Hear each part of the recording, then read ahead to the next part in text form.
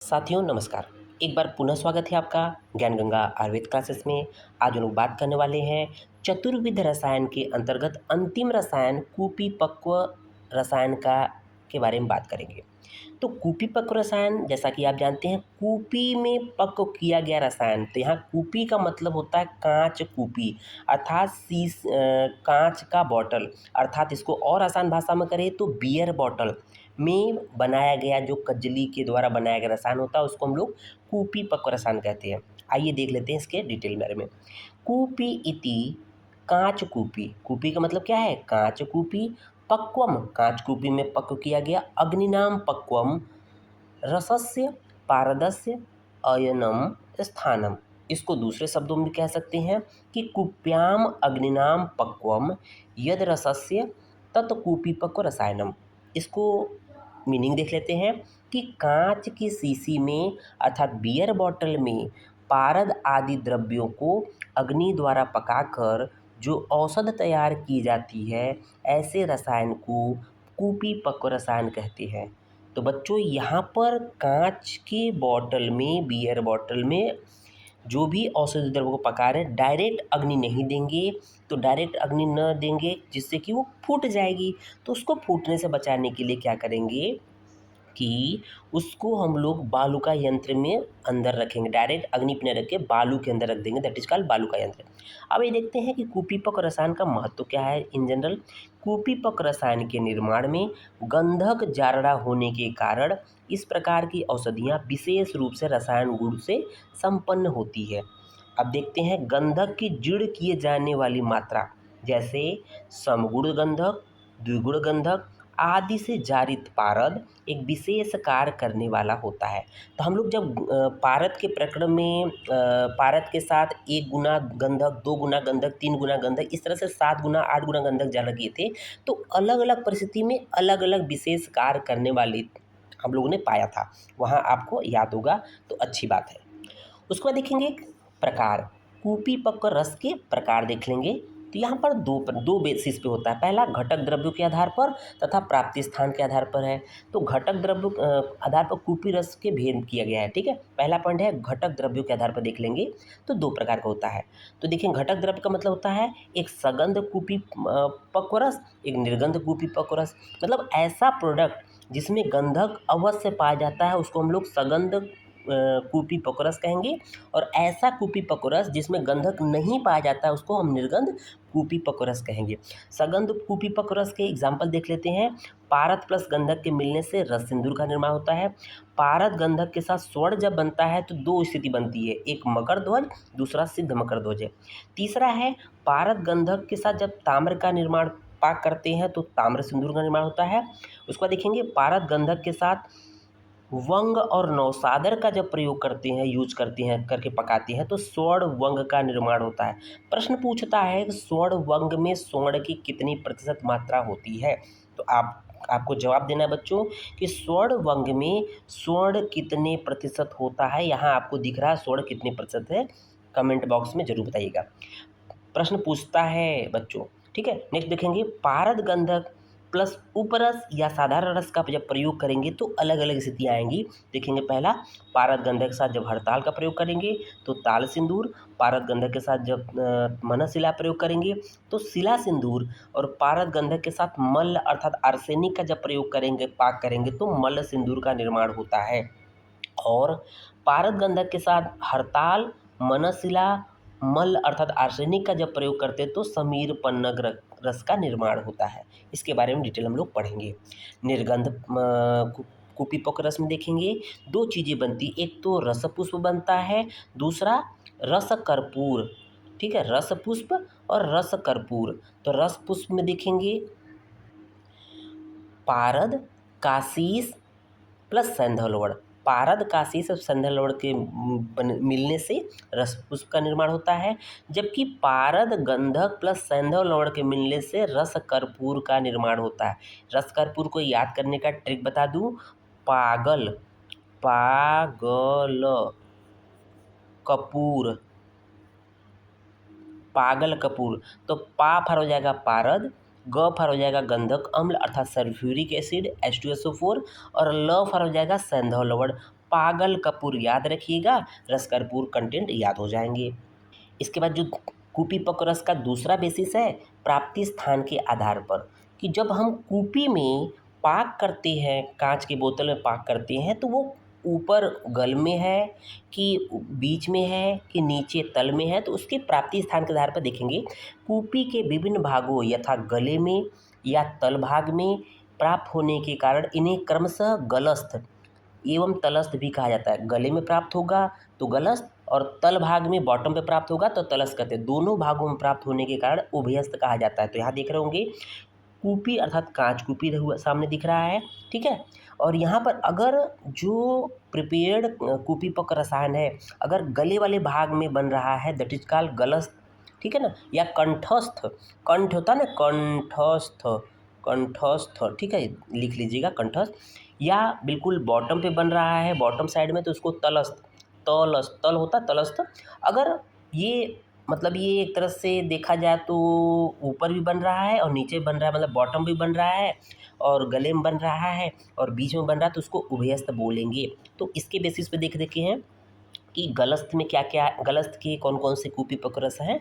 रस सिंदूर, मल्ल सिंदूर, रस पुष्प, रस कर्पूर। तो आइए याद कैसे कर लेते हैं कि गले में कौन कौन से जाएंगे। देखिएगा रस सिंदूर, ध्यान दीजिएगा कि सिंदूर स्त्रियां कहाँ लगाती हैं, पैर में लगाती हैं कि सिर में लगाती हैं। सिर क्या होगा, बॉटल का सिर क्या है, गला तो होगा, मतलब ऊपरी पार्ट होगा, तो रस सिंदूर गलत हो जाएगा, मल्ल सिंदूर गलत हो जाएगा, ठीक है। दो हो जाएगा सिंदूर वाला, याद रखिएगा स्त्रियां हमेशा हेड पे लगाती हैं, मतलब ऊपरी भाग में, इसलिए गलत हो गया। देखेंगे रस पुष्प, पुष्प की गंध हमेशा ऊपर जाती है। रसों से, पुष्प से जो रस निकलता है उसकी जो गंध होती है हमेशा ऊपर जाती है, मतलब गले में अर्थात ऊपर की तरफ जाएगा, इसलिए गलत हो जाएगा। रस कर्पूर, रस जो कर्पूर का रस है जब वो उड़ता है, इवेपोरेट होता है, तो कहाँ जाता है, ऊपर ही तो जाता है। ऊपर जाने के कारण इसकी भी हम लोग गलत वाले में रखेंगे या कंठस्थ में रखेंगे। अब उसके बाद देखेंगे तलस्थ, तल वाले पार्ट में अर्थात बॉटम पे कौन सा बनेगा मटेरियल, स्वर्ण वंग। स्वर्ण देखेंगे बहुत हैवी मेटल होता है, भारी, तो वंग भी दोनों मेटल है। मेटल होने की वजह से क्या होगा, डाउनफॉल होगा, नीचे की तरफ रहेगा, यहीं पर अपना चिपका रहेगा, भारी वजन होने की वजह से स्वर्ण वंग जो है तलस्थ होगा। समीर पन्नग रस, समीर जल है, पन्नग पानी है, जल पानी और रस नींबू का रस, तीनों क्या करेगा, नीचे बैठ जाएगा, तलस्थ हो जाएगा। उसको देखेंगे उभयस्थ, तो उभयस्थ में हो जाएगा मकर ध्वज, सिद्ध मकर ध्वज।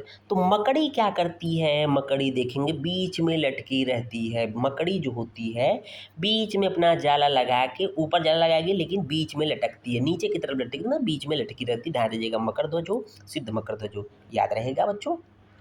अब देखते हैं कूपी पक्व निर्माण की सामान्य विधि क्या है।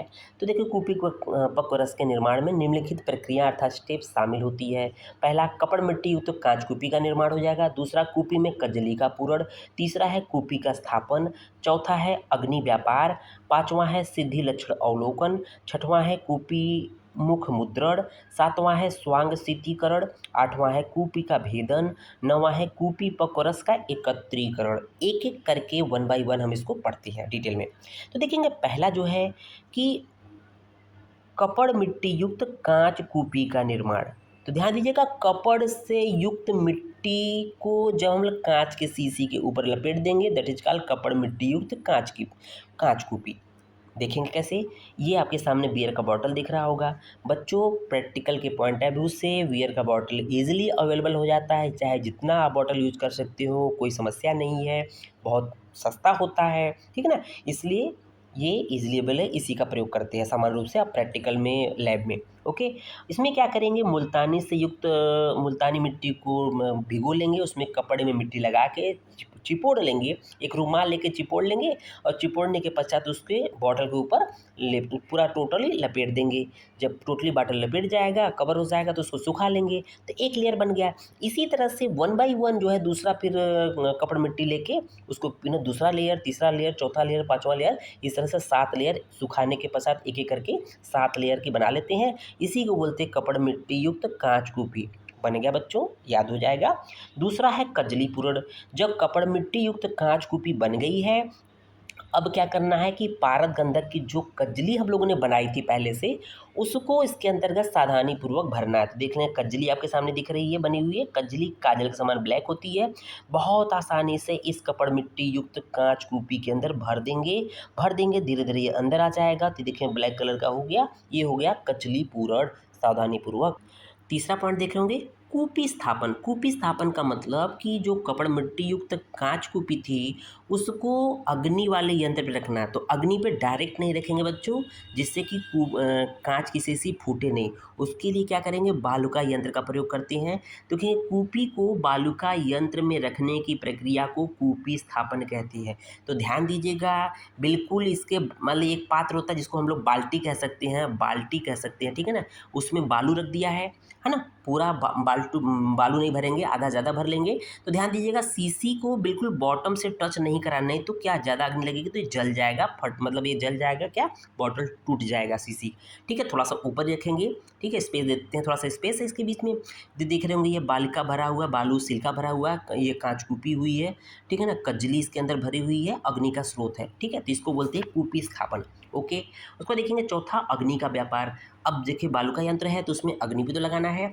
एप्लीकेशन ऑफ हीट, अग्नि व्यापार का मतलब किस प्रकार के द्रव्य का निर्माण करना है, उसी के अनुरूप हमें अग्नि भी देना है। तो देखेंगे, कूपी निर्माण में अति महत्वपूर्ण प्रक्रिया होती है अग्नि व्यापार, अर्थात एप्लीकेशन ऑफ हीट। ओके, अब देखेंगे अलग अलग कंडीशन में अलग अलग टेम्परेचर देते हैं। जैसे मृदु अग्नि की जब आवश्यकता होती है तो वहाँ पर टेम्परेचर होता है 0 से 200 डिग्री सेंटीग्रेड, और ये 4 घंटे की अग्नि देते हैं।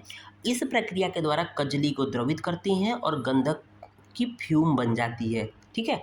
इस मृदु अग्नि द्वारा कजली को द्रवित करते हैं प्लस गंधक की फ्यूम बन जाती है। अगला देख रहे होंगे मध्यम अग्नि।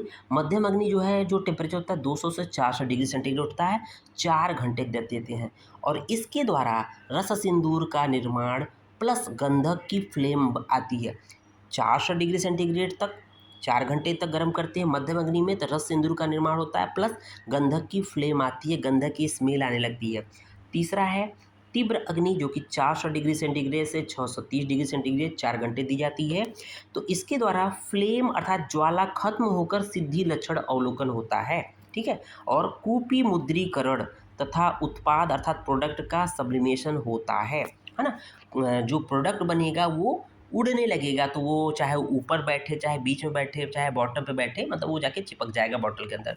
इस अग्नि व्यापार का एक्सेप्शन भी है, जैसे रस पुष्प एवं रस कर्पूर मृदु अग्नि देते हैं, स्वर्णवंग में मध्यम अग्नि देते हैं 400 डिग्री सेंटीग्रेड, ठीक है ना। तो ये आपके सामने कुछ यहाँ पर यह अग्नि व्यापार। उसके बाद देखते हैं बच्चों, पांचवा पॉइंट, सिद्धि लक्षण अवलोकन। जिस कुपीपक रस का निर्माण करते हैं, अग्नि उसको दे देंगे तो पाक हो जाएगा, उसका सिद्धि लक्षण आ जाएगा। तो कैसे सिद्धि लक्षण को भापेंगे, नापेंगे? तो पहला, रेड बॉटम। कूपी के तल भाग को देखने पर, कांच की कूपी को, बियर बॉटल के तल भाग को जब देखेंगे तो लाल वर्ण दिखेगा। वो कैसा अपीयरेंस होगा? उगते हुए सूरज के समान। लाल वर्ण कैसा होगा? जैसा कि उगता हुआ सूरज होता है, सनराइज होता है, उसके समान दिखाई देगा। इसका मतलब ये इसके सिद्धि के लक्षण है। दूसरा क्या है? शीत शलाका परीक्षण। एक शलाका, ठंडी शलाका बियर बॉटल में अंदर जल डालेंगे। शीत शलाका को कूपी के अंदर डालकर निकालने पर वह ग्रे रंग का, भूरे रंग का दिखता है, जिसका अर्थ है कि गंधक का जारड़ अर्थात फ्री सल्फर नहीं बचा है। ओके, तीसरा है क्वाइन टेस्ट। सिक्के का टेस्ट कैसे करेंगे? एक सिक्का कूपी के मुख पर रखकर हटा लेने पर फ्री मरकरी दिखता है, जिसका अर्थ है कि कूपी को मुद्रित किया जाए। नेक्स्ट पॉइंट देखेंगे, हनी कम्ब टेस्ट। तल भाग को देखने पर हनी अर्थात जो हनी होती है, उसके कम्ब जैसा, हनी के मधुमक्खी के छत्ते जैसा दिखाई देता है, that is called honey comb test. छठवां पॉइंट देखेंगे, कूपी मुख मुद्रण। जब ये बनकर तैयार हो जाएगा, मटेरियल बनकर तैयार हो गया, तो क्या करेंगे? बॉटल के जो कांच का बॉटल है उसके मुख को बंद कर देंगे। उपरोक्त सिद्धि लक्षण आ जाने के पश्चात कूपी के मुख को मुद्रित करना ही कूपी मुख मुद्रण कहलाता है, मतलब उसको ढक्कन लगाना, ठीक है, दैट इज कॉल्ड कूपी मुख मुद्रण, ठीक है। इसके पश्चात ईएमएफ में 30 से 40 मिनट अग्नि देकर बंद कर देते हैं तथा बालुका यंत्र और कोयला न डालकर उसे ऐसे ही छोड़ देते हैं। उसके बाद देखेंगे स्वांग शीतीकरण मीन्स अग्नि के प्रदान करना बंद कर देते हैं तथा अगले दिन जब यह ठंडा हो जाए तो कूपी को बाहर निकाल लेते। कहने का मतलब कि बालू का यंत्र था, जो भी अग्नि दे रहे थे उसको बंद कर देंगे तो ऑटोमेटिक धीरे धीरे ठंडा हो जाएगा। दैट इज कॉल्ड स्वांग शीतीकरण, मतलब अपने आप से ठंडा होना। और आठवां देखेंगे कूपी भेदन, जो बन गया है कूपी उसको तोड़ेंगे। कूपी को तोड़ना कूपी भेदन कहलाता है। कूपी पर लगी कपड़ मिट्टी को चाकू की सहायता से निकाल लेते हैं। जो 7 लेयर थी ना कपड़ मिट्टी, उसको हटा लेंगे। उसके पश्चात कूपी के बीच में उत्पाद प्रोडक्ट को हटकर, मान लीजिए अगर प्रोडक्ट कहाँ है वहाँ नहीं करके वो उसको जगह छोड़कर, जहाँ प्रोडक्ट चिपका हुआ उसको थोड़ा सा छोड़ के बीच वाले पार्ट में क्या करेंगे कि एक मिट्टी के तेल में डूबी सुतली रस्सी ले लेंगे पतला पतला, उसको बीच उस ऐसे जगह मतलब बॉटल पर लगाएंगे जहाँ पर प्रोडक्ट ना हो, ठीक है। बांध कर उसको आग जला देंगे। आग जला देंगे तो क्या करेंगे, आग जला देने के बाद तुरंत उसको ठंडे पानी में, जब यह गर्म हो जाए, मतलब बॉटल जिस पर्टिकुलर जहाँ पर जलेगा तो गर्म होगा, तो जब ये गर्म हो जाए तो पानी से भीगी एक कपड़े को उसी स्थान पर लपेट देते हैं, जिससे यह कूपी टूट जाती है। दैट इज कॉल्ड कूपी भेदन। जब कूपी टूट जाएगी तो उससे कूपी में जो पक्व रस है उसको खुरच खुरच कर एक पात्र में एकत्र कर लेंगे। दैट इज कॉल्ड कूपी पक्व एकत्रीकरण। अब देखेंगे लास्ट में चलते चलते कूपी पक्व निर्माण हेतु आवश्यक यंत्र या साधन। देखेंगे पहला कूपी या कांच कूपी, आप देख ही रहे हैं, सूती कपड़ा एवं मुल्तानी मिट्टी। तीसरा है अग्नि की आवश्यकता होगी, दैट इज कॉल्ड बालुका यंत्र विधि है। तीसरा है सलाका है। चौथा है, पांचवा है सिक्का है, कॉइन लेंगे। छठा है मुद्रा अर्थात कैप या ढक्कन है। और लास्ट में चलते हैं कूपी पक्व रसायन की सविरता अवधि कितनी होती है, 10 वर्ष होती है। धन्यवाद।